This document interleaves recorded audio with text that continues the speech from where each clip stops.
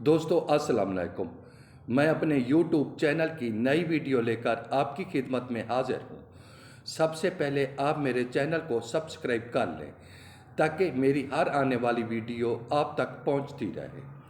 کچھ دنوں سے دوستوں کے سوالات تھے کہ سر امساک ٹائمنگ کے لیے کوئی ایسا نسخہ بتایا جائے جس کا کوئی سائیڈ افیکٹ نہ ہو، یعنی بے ضرر ہو، نشہ آور اشیاء سے پاک ہو اور نقصان دہ نہ ہو۔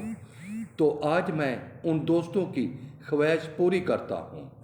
سب سے پہلے میں امساک کی گہرائی اور اس کی تفصیل میں جاؤں گا۔ امساک کیا ہے؟ سب سے پہلے اس کے بارے میں آپ کو بتاتا ہوں۔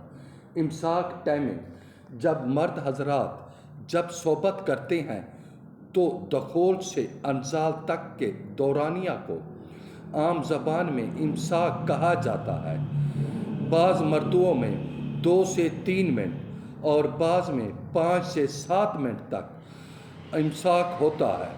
طبی طور پر جو مرد دخول کر لے اور دخول کے بعد چاہے فوراً ہی اس کا انزال ہو جائے تو اس کے ہاں اولاد پیدا ہو جاتی ہے، یعنی اولاد ہونے میں ٹائمنگ کا کوئی مسئلہ نہیں، کوئی کردار نہیں، لیکن تسلی بخش جماع کے لیے 2 سے 5 منٹ تک امساک ضروری ہے، اور اس کے لیے کسی نشہ آور چیز کی ضرورت نہیں ہوتی۔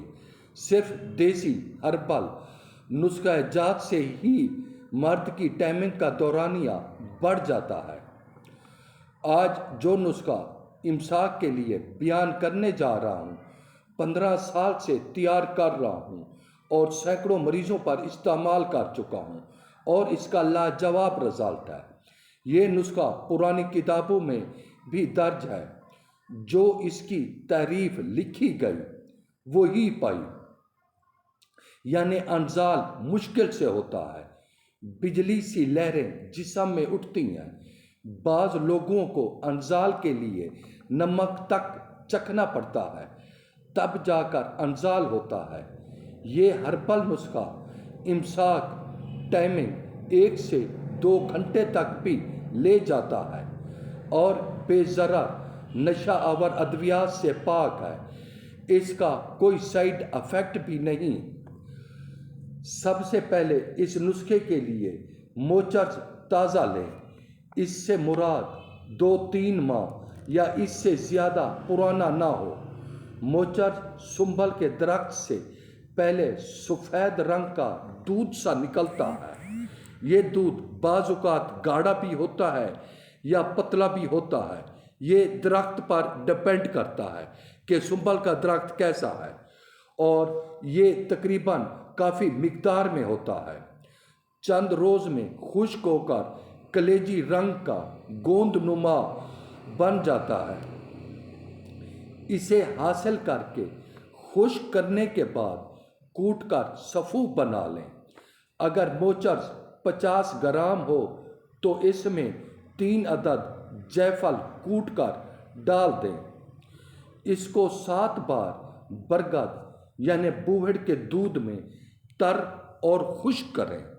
یاد رکھیں بوہڑ کا دودھ 1 انگل اوپر ہونا چاہیے۔ 7 عمل کریں، یعنی پہلے اس کو بوہڑ کے دودھ میں تر کریں اور پھر خشک کریں۔